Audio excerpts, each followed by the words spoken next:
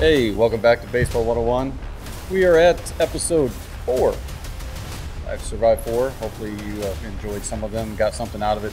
Last week, I know we talked to Tim Blankenship, just kind of some the adjustments he's made and kind of the things that he was able to improve with his experience. So hopefully you checked that one out. The week before that, we had Jerry Daniels, who is back again today. We went through the history and kind of the original mission of prospect baseball that started in the late 90s, and able to at least give you an idea of kind of the original mission of club and what that looked like, and how it's kind of just full circle going back to kind of where we started, where the original prospects wanted to take the best players, put them together and compete at the national level.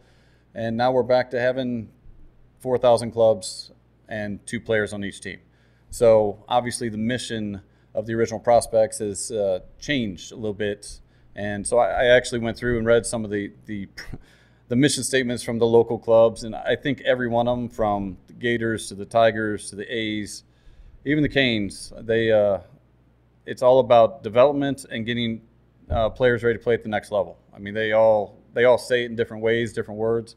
Some of them write well, some not so much. They're baseball players. Not judging, just noticing.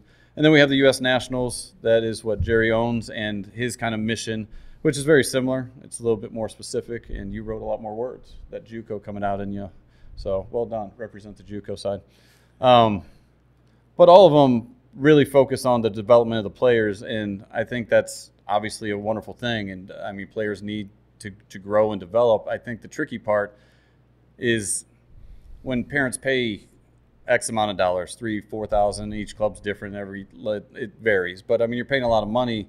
If I was a parent that walked into a club and said, "Hey, like, I'm giving you this money. How will I know if my son develop? If you're doing softball, it'd be daughter develop." But I think that's a tricky question because each club approaches it a little bit differently. So today, hopefully Jerry can answer some of those questions with development, and then at least specifically with his and at least what he's seen. And then go on into the recruiting part and kind of the role that clubs play in that recruiting part. And I think it looks very different from club to club and just how many people you're connected with. Jerry's been around a long time, so his connections is going to look a little different than a smaller club. And that's something to keep in mind. If you're wanting to play at a high level, you're probably going to have to find a club that has those sort of connections. So that's kind of where we're going. And then I think we can get jumping in here. But, I mean, with the Develop One, thank you for coming back. I greatly appreciate it. This development piece that all the clubs kind of look at, it may be a tough question, but like of all the resources you have within the club, is there one piece that you invest more time in to make sure the kids are developing, whether it's facilities or coaches or the technology? Is there one thing that you think helps with the development more than others? Well, you know, one of the reasons why most of the top kids in the earlier years came to us, and your draft picks and your D1 guys, was because of the way we did teach and the way that I put the platform together.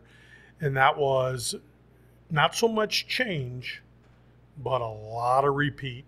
Yeah. And, you know, you get high-end kids, the last thing they want to do is change. And unless they're, you know, dead into an injury zone or something like that, you know, you kind of want to leave them be and do things naturally. I mean, the game was played 100 years without instructions growing up. Yeah. I mean, there was no instructions when I grew up. You figured it out. So it was all natural ability, and there's something to say about that. And the biggest reason why we became the players we became was because of schoolyard baseball. And three gunners are a fly and Indian ball and different things like that, wiffle ball. And what it did is it allowed you to repeat and repeat and repeat all summer long. Yeah. You'd play every day out there and you'd repeat. And nowadays, a lot of these academies and instructors and stuff teach their way. And their way, for me, is the highway. Get out. You know what I mean? Because all you're doing is you're not allowing yourself to be natural. So the ability to repeat, to me, is the biggest key to all instructions. So, and I think that brings up, and we'll get to a little bit later, but kids just getting out and playing wiffle ball, getting out and just taking swings and being themselves. I saw as my son was going through with other kids that they would go to a hitting coach whether it's launch angle or all the other trends we've seen through the years, front foot, back foot, hit it high, hit it low, whatever. But they lost their identity of like the thing that makes a kid special is their talent. And all of a sudden you're now making them hit in a way that doesn't go with how their body moves. And that's a tough, I don't think it's fair to the kid. It takes away the thing that makes them special. And I've seen over the years, and I know you have, with certain coaches teach the same thing to every single hitter, pitcher, and then you have these kids trying to mimic each other and they're not being themselves. And they lose the explosiveness, they lose the confidence because they're doing something unnatural to the way their body moves. So when you have instructors within your organization, do you encourage them to just, like, I'm all for coaches refining. Like, I know you were talking about injury prevention. If you're seeing an arm slot that could lead to UCL issues or Tommy John, I mean, you're going to try to refine what they're doing. Like, how much of the coaching or instruction that your organization gives is more based on refinement compared to change? Well, a lot of it is when they're young and they're at the ages of 7, 8, 9, you are creating change because you're help to create the base foundation that goes with their style. But as you get an athlete that's 14, 15, they've already created their style. So it's not so much change as it is the ability to repeat. But when the elbow leads below the shoulder, or you're throwing uphill to downhill, different things like that, there's got to be some adjustments to create the 60-40 body weight transfer, which happens in both hitting and pitching. So is there an age, and you brought up age, because I do agree, what a 6, 7, 8, 9, that instruction is going to look different than an older kid.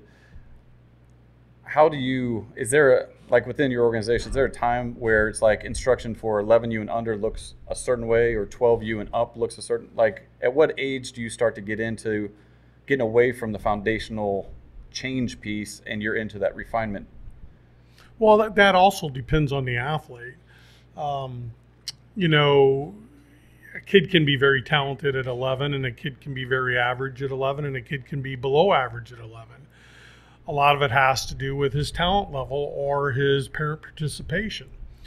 And that depends a lot on what we have to do to be able to get him to play at his potential, not our level. Yeah.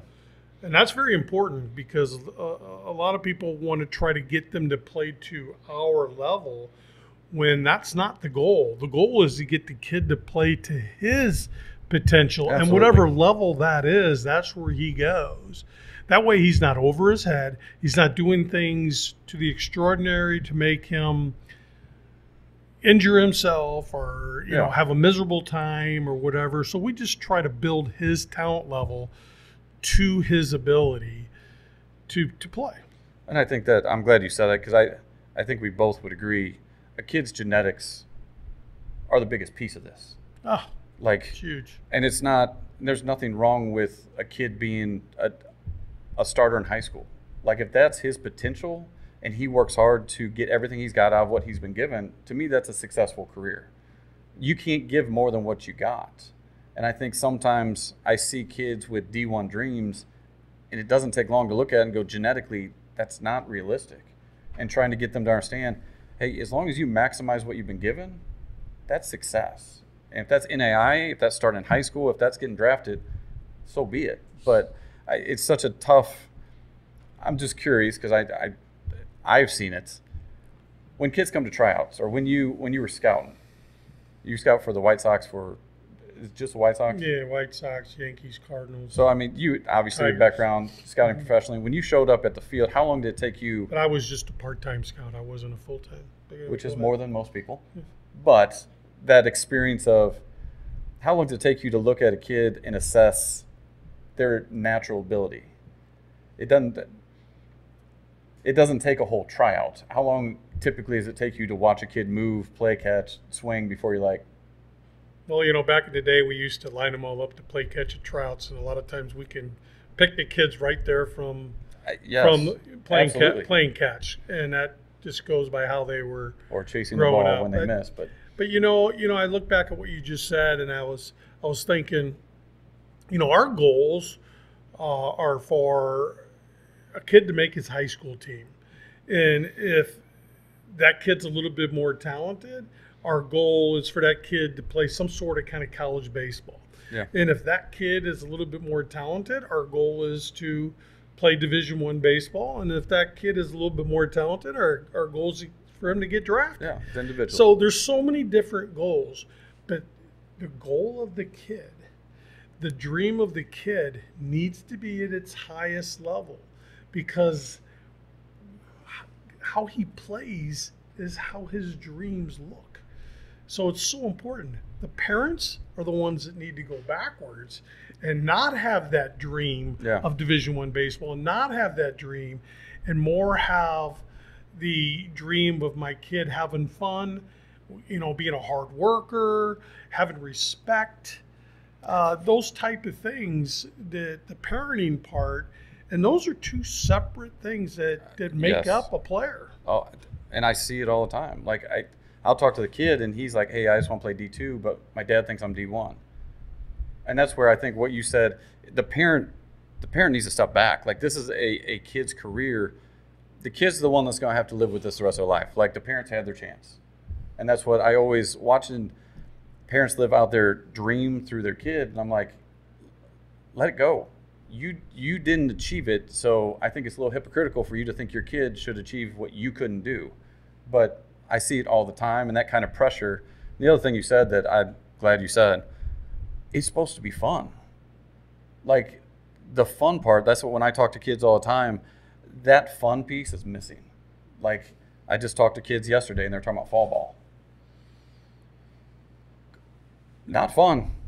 I didn't have one kid be like, man, I can't wait to play another game this fall. They just played the spring season in high school. They just played their summer season. They traveled all over, and now it's like, hey, let's go play some more in the fall. And I'm like, they're not having fun. And I'm not saying all of them, but the ones I've talked to, it's like, I think there's a balance between giving a kid an opportunity because, hey, he's pursuing a dream and he wants to be out there, compared to a parent saying, hey, you need to go play fall ball so you can get that scholarship.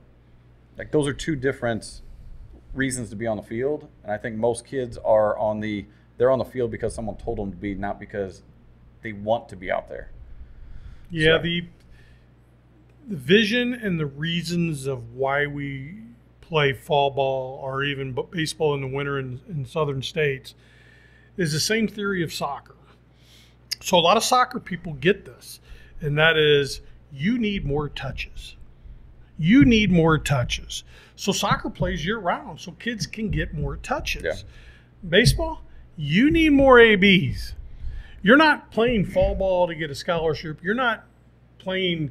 My son played year round. He went November, December, January, and February, played 1 month down in Florida or Arizona. He just went to one event just so he could be a year-round player like Texas, Florida, and California kids.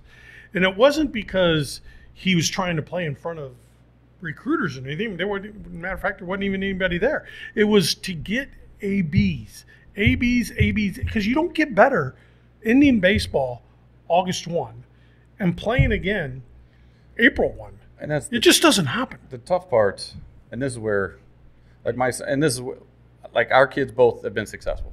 His at Mizzou, mine's playing professionally, would be at Mizzou. My son never swung a bat August, September, October, November, December, never.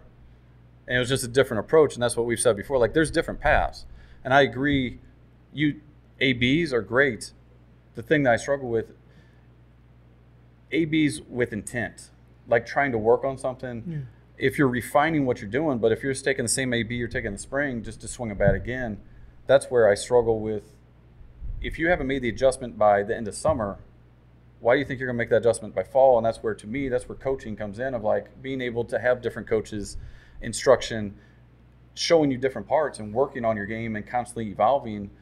But I don't see that a lot. I see kids just getting ABs without, hey, what are you working on? You're working on driving oppo, you working on inside pitch. Like, right. There's no intent of getting better. It's just more without instruction, to me, is not, it's beneficial, but I think it's more beneficial to play with in some form of instruction that's helping you see the things that you can't see. And that's where, like in high school, you play for a certain coach. Then you go to your club, you play for a different coach. like typically those two coaches are seeing different things. And hopefully in the fall, there's another, if you're playing in the fall, there's someone else that's helping you see even more than what you saw before. But either way, like being able to play year round or play until August, both of our kids have done well. But not to be dumb, both of us were drafted. Genetically, both of them, they're doing okay. Right. No, they're fine. And that's what it. But that's what makes the world go round. And you know, I just raised a lot of my athletes from the theory that hitters come out of the South and pitchers come out of the North. And it was because hitters get more at-bats and pitchers get less innings. And the South is so their arms are fresher. But in you the also North. have, and there's You know, a you've million heard that different. theory, I'm oh, sure. and there's a million different variables. Right. But in the South, they're also seeing good pitching year round. Those arms just blow out because they throw too much. What the way I look at it with your boy, hitters hit. If you didn't hit in September and October, November, it doesn't matter. Hitters hit. Hitters hit. You've heard that since you were 12. And that's the part. Hitters hit. Am I right? And I've said a D1 athlete's a D1 athlete. Yeah. And there's different paths. And what my son needed was strength. Yeah. Like the thing that was holding him back was he was not strong enough to be projectable. Mm-hmm. And then he went to the Super 60 and he had put on 20 pounds. Yep. And that's what everyone needs, something different in the fall, different in the winter. Like there's different things we need. And that's where I think a club that understands that and it's individual of like what this kid needs and what that kid needs, two different things. And it's not a cookie cutter approach to every kid hits the same way, every kid does the same this, and this, when it's like the kids are different. A kid that's trying to make the high school team is different than your son that was trying to play it in Oklahoma at the time. Like those are two different things that they need. And it does go back to me, the coaching's so important. And I think that's something that when you started, you were coaching the kids before. The problem is you create teams. It's finding good quality coaches. Yes. And every one of these clubs have good quality coaches, and every one of these clubs have bad coaches because there's not enough out there for everybody. And that's, yes. Because there's so many clubs. You know, back in the 90s, it was easy for me. I had great coaches. And that's what, but you were training these kids, a lot of these kids before you even started the prospects. Oh, yeah. So you were coaching them. And that was one thing that someone mentioned to me since the episode came out. They're like, I didn't know Jerry was making his living training. I'm like, the business side of it came later. That was not, the intent was not, hey, let's start the prospects and I'm going to make money on this. It was, this is what these kids need. So it was interesting, some of the things I've heard back from people, just understanding what you were doing. I think it makes them appreciate you more, which I'm thankful for because I feel like you need that because you've done a lot of different things to benefit kids. So if we're lacking quality coaches, there are good coaches, but with 70 clubs or whatever, and then each level has X, Y, like blue, gold, silver, gray, turquoise, like, is there anything clubs can do to help? Like, is there anything you do to help develop the coach? Oh, absolutely. I talk to our guys all the time. And then I have very experienced coaches, too, that help the younger coaches. And, you know, we run into a bad seed here and there, just like everybody else, because they're just hard to find good quality coaches. Yeah. But, you know, as long as we try to stay with, let's don't invent the wheel. Let's just coach 101. You know what I mean? Let's just stay with the basics of coaching.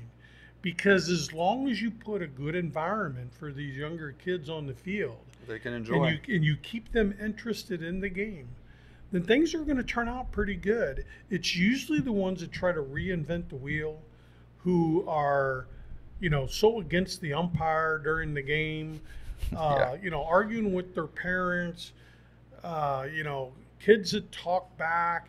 You got all these other things that are outside of the game actually being played. And to me, it's baseball 101. It's like simple. Let's just stay with the plan, you know? And I think a lot of that, just from what I've seen going through this process and watching the coaches that have the highest temper, the game means too much to them, are the ones that kind of struggled when they were playing. And it's like they're trying to prove, hey, look how great I am, and look what I know. And it's like the coaches I've seen that are really tremendous coaches are teachers. That doesn't mean you're yelling at kids. Like they're able to refine and get to kids without yelling.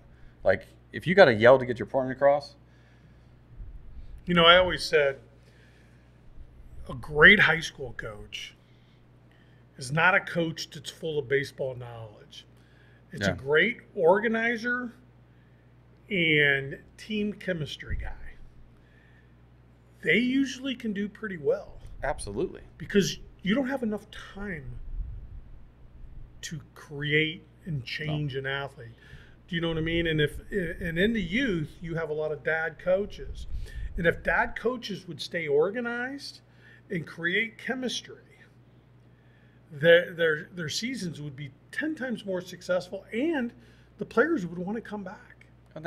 So like with dad coaches, so with the national, dad coaches are, where do the paid coaches start coming at? High school, well, 14, we have 15, some paid coaches in the youth, but we're a majority dad coached. I just think the experience for a 10 or 11 or a 12-year-old is, you know, the kids all go spend the night at the coach's house and have a party. Yeah. And they just do things together. They go to dinner together. As soon as you put a paid coach in there, that doesn't happen. He's not going to dinner with the team. He's not doing all that. He's not having all the boys over with his son for the barbecue. You miss all those things that me and you had growing up. Absolutely. Even though I only played 15 games a summer. And Different than it is you today. turned out okay? Yeah. But and that's so paid coaches are usually more like 15 years old, maybe 14, 15. You know, let the kids have the experience. Well, and I think that's a tough balancing act of, I agree, dads are used to being with an 11-year-old. Yeah. Like they have a son, they understand how to talk to an 11-year-old. You bring in a college guy, it's like they don't have that skill set to talk to an 11-year-old. And there's nothing wrong with that.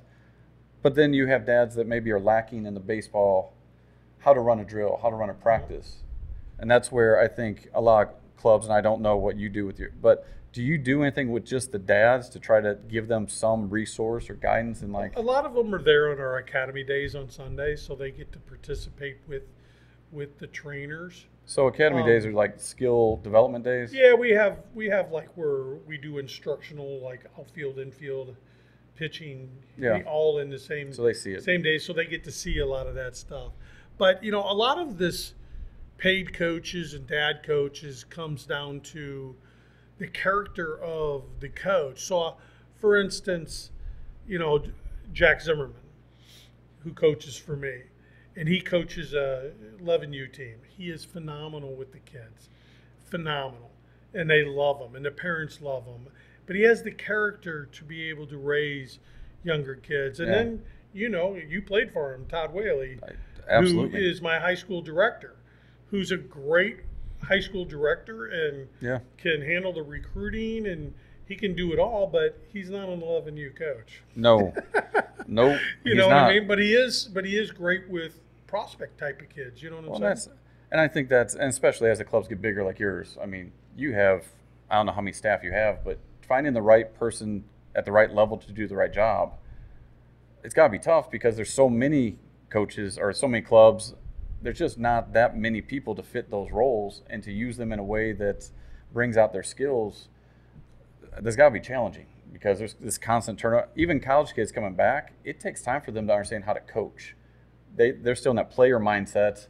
It's like winning is everything, which in college, you need to win. But at 11U, it's okay. You got second place, it's fine. You still get a trophy apparently. Yeah. Participation trophy. It's unbelievable. It's a whole nother. Don't get me started on that one. You know what? You signed up. Here's your trophy. Here's your shirt. Great job. I remember getting snow cones if we did well. Yeah. I miss snow cones. I remember getting a little ticket. And I got to run to the concession stand, and your ticket got you something at the concession stand. But it wasn't just a ticket; it was the race to the concession stand. It was the race because the first one there didn't have to wait to the end to get their snow cone. That's right. And grape and cherry. We didn't have the swirls and all the. We need the snow cones. Yeah. You need to put one of those in at your facility. Yeah. Snow cone. I'll come down. Why are you here? I'm just here for the snow cones. That's fine. But as we're with development. Obviously, there's a lot of pieces with that. And traveling, it comes every parent I talk to or kid I talk to, the traveling component comes up with the original reason that you traveled was to be seen. I know you said you went to Mizzou, Arkansas, Illinois. Like you were traveling to places where kids were probably going to play, or at least local Yeah, like a JUCOs Midwest circuit. Yeah, which we've talked about. Like most kids are going to stay somewhere. Most are staying in that same realm. But then we get the traveling part, and I think originally, from what you said, like you had the best players here. You had however many D1 kids.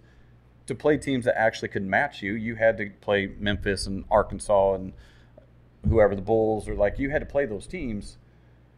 But now it's just not our area that's watered down. Like when I've gone and seen some of the Cangelosi, it's not just Cangelosi. Like there's tiers of them. And then top tier and all the other ones. So even going to like the WWBA, are you really seeing that much better competition anymore? Is it, if you play locally compared to playing in the and there are some teams in the WWBA that are legit. Yeah, there's usually two per bracket. You have like, 6, 7 teams in a bracket. 2 of them are going to be that quality, and the rest of them are just games. Yeah. And Atlanta, it's for the certain kid, and we still go, but our kids are recruited here. In the Midwest. So do all your teams go, or just your top? Just our top team usually. Maybe a regional team and a scout team. Yeah. But I'll give you an example. I've had 43 kids go to Mizzou.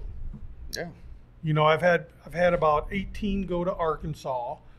I've had 15 go to Kansas. I've had 20 go to Kansas State. I've had 10 go to Nebraska. Florida State, 1. Yeah. South Florida, Carolina, I think you've had 1. 0. Yeah.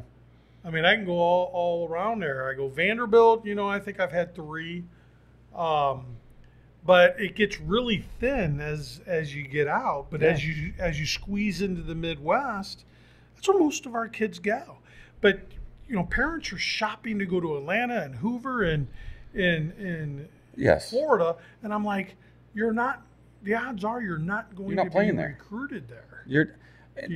Let's put it this way. I looked it up because I was curious. And I mean, I looked up several different, I got all kinds of things going on the screen. So I looked up different clubs in the area.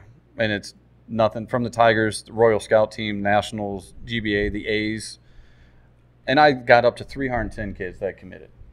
Of the 310, and this is over the last 3 or 4 years, whatever, there's only 20 that left the region, 20 to 25 roughly, because some of the abbreviations, I don't even know what schools they're talking about, which is roughly 5%, 4 to 5%, something like that, which is what we would, I'm sure you have guessed, 90, 95% of kids stay here.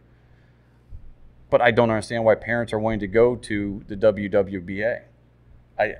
So I looked up the WWBA this year. I was curious what kind of caliber of teams you had. Of the 464, and the numbers could be off a little bit, 16U this year. Of the 464, 30% of the teams either won 1 or 0 games. 30% of the teams down there could not win 2 games. But they're in this national elite tournament that lasts 6 days. You have to stay in their hotels. You have to do all these things. And it's like, for what you just spent down there, you could have gone to 3 college showcases here at McKendree or wherever you wanted to go, Maryville. Instead, you spent $1,500 going to Atlanta, where there's not a team down there. The high-end D1 kids might get a look, but your D2, NAI, JUCO kids are going to be somewhere here. And that's where I think I'm struggling with why parents feel like they need to go down there to be seen, when I don't get, like, do you have any idea why parents are really feeling the pressure to do these things? The dream.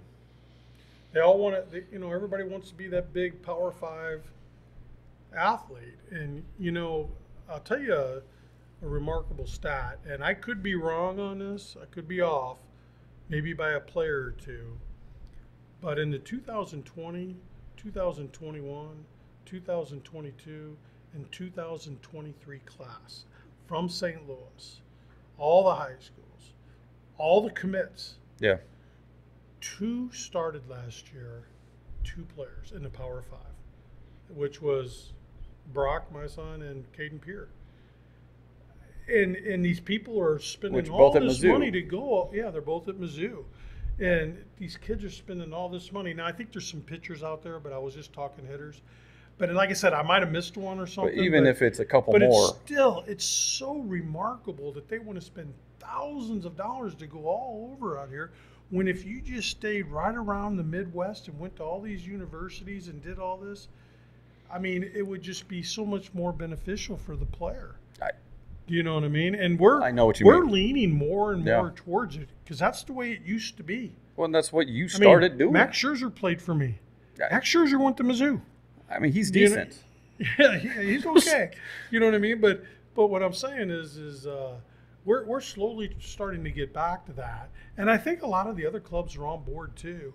That we need to have these games at these universities again, Absolutely. and it's coming, and the clubs can still greatly benefit the player, but Yes. it needs to be done in a way that they're not blowing all this money for no reason. And I think what you talked about last time, and I've seen it, like the competitive part between clubs, at some point someone has to call a truce and be like, look, there's a better way to do this. And there's some smart baseball people around. I mean, it's not like these guys running clubs they don't see it. Every person I talk to in every club says the same thing, like, this system's broke, we need to fix it. But at some point, someone's got to fix it. Someone's got, like we talked about, a club league, even if it's not the top teams, but for those lower level teams, if you played just hypothetically played a doubleheader league for 6 weeks at Maryville, Lindenwood, St. Charles, like just the local schools, one, it helps their recruiting because they're seeing those kids that they're probably going to play or recruit anyway. And two, that's doubleheaders for 6 weeks. That's 24 games. You go to 2 tournaments, you're at 35, which is what most teams play. Like that's it. Seems like a simple solution. There's a lot of people that have to get on board. Or at least I think if the top 6 or 8 clubs would come together and get on board, at least there'd be more movement that way. Because it's, from talking to kids, they're tired of traveling. Talking to parents, they're tired of it. There's a kind of a fine line. So, this stuff's expensive. And people don't realize why it's $3,500 to $4,000 to play on a team that goes to different places and colleges and gets scholarships and stuff. There's a lot of cost in that kind of stuff.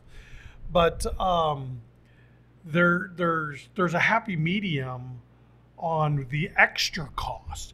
So like when a parent pays $3,800 to play on a team, that's not even close to what it costs to play. I mean, when you start going to Atlanta and Hoover and the MPL and the ABC and Creekside, the Supers, and you start doing you're spending $10,000-$15,000. Absolutely. You know what I mean? And that could be reduced a lot by going to certain events, and that's kind of where we're changing to. I'm glad. We still have the cost that we have. Our coaches are very expensive. Just everything we do is we have high-end uniforms. We got a lot of different things. It costs a lot of money, but we could save the parents on all the travel cost. Oh, that's what you can still get ABs. You can still, and that to me, if you're paying for good coaching, quality coaching, which to me is worth the money. If you're going to spend money somewhere, get a quality coach, and that quality coach can help refine you and get you ready for that next level. But that can be done here, like we can develop players here without, hey, let's go to Atlanta and play 5 games. It doesn't have to be that way, and hopefully some of the clubs can start. They see it. Everyone sees it just because the cost of travel has gone. I mean, it's all over the place. And even if it didn't reduce you pay $4,000 to play for this club, whatever club. To pay $4,000 but not pay for the travel costs just saved you $5-10 a summer. Oh, easy. That's worth it. And you're not sacrificing where they're going to play. And I think if parents understood, you're not sacrificing your opportunity to play D1. Like, you're not. Because not at all. If you could go to Kansas City, go to Creekside, play in the Supers. Yep. You can go to the MPL in Indy. You can go to the ABC in Indy. You can go down to Memphis in the perfect game. Yep. And you're going to get seen plenty. You ain't got to worry about it. And then we're like throwing together with Midwest Premier, which I'm the president of. We're actually throwing events at Mizzou and that'd be awesome. Illinois, and we did Louisville and just to do weekend tournaments where you're not 6-7 days in a hotel room, you know? So I'm curious, and this is just another question. Tournaments used to be special. Like, you used to play tournaments when it was like, hey, you had a couple major, the WWBA back in the day was invite only, and it was a tournament, and you want to see who the best was. Yep. The tournaments are so watered down, and from a cost standpoint, if you knew you were going to Mizzou and playing at 8 and 10 in the morning and then playing the next day at 2 and 4, you're getting your at-bats, you're being showcased. Why do we keep pushing the tournament idea of like we have to play tournaments when, especially at the high school level, younger kids is a little different discussion, but for a high school kid, man, it's a lot easier for a parent, it's a lot easier for a kid, especially pitchers that are like, hey, you want to see me, I'm throwing at 10 o'clock Saturday morning, 4 games are scheduled, it's not about pool play, bracket play, and all the others. Why is there still a want for tournaments instead of just getting games like you used to do, the showcase games you used to do back when you started? Any idea? Good. Okay. Man, I've stumped them. Yeah. Yes!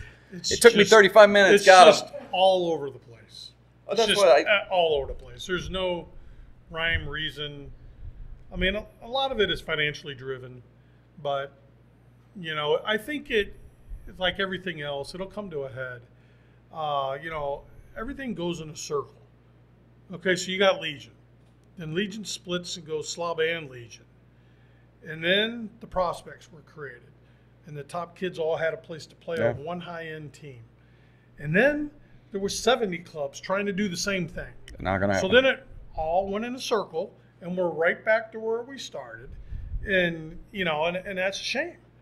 And but it'll evolve into something else. It just always does. And that's what, and that's why I talked to you first. Because if I go back and look at history, you're the one that did the prospects. You're the one that did the winter showcases. You did the scout team stuff in the fall, the leagues. And, like, where you move, typically people go. So I'm like, if I can get you going. Right now we have Midwest Premier, which we have 40 of the top clubs in the Midwest that are all members. We have 3 members from St. Louis, which is the Prospects, the Tigers, the Gators, and the U.S. Nationals. There's 4. Yeah. Of the 40, only 4 are from here. And there's 3 or 4 from Kansas City, 3 or 4 from Chicago, 3 or 4 from Wisconsin. There's a couple in Arkansas, a couple in Nebraska. Yeah. And what we did is we created this, and now we have the Supers, which I think your son played in the Supers. Good event. You know, I'm the president of that, and that's where we evolved in creating those events for recruiters. And you had to see recruiters there. Oh, absolutely. And what is that, 3 hours away? Creekside is right at 3. Yeah. And but Grand you got to Park's go to the right ones half, at Creekside. And the Midwest Premiers, the Supers are the right ones. And that's the We also created it here with Play 9. Play 9 is really making leaps and bounds. And we hired them with Midwest Premier to run the Midwest Premier National Championships.